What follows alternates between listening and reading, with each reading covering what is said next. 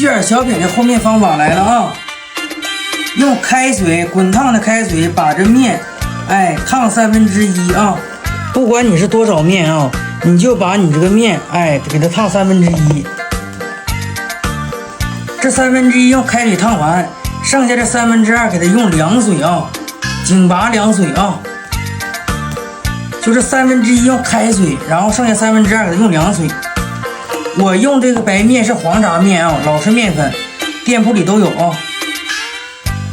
然后给它都揉在一起，揉成光滑的面团啊。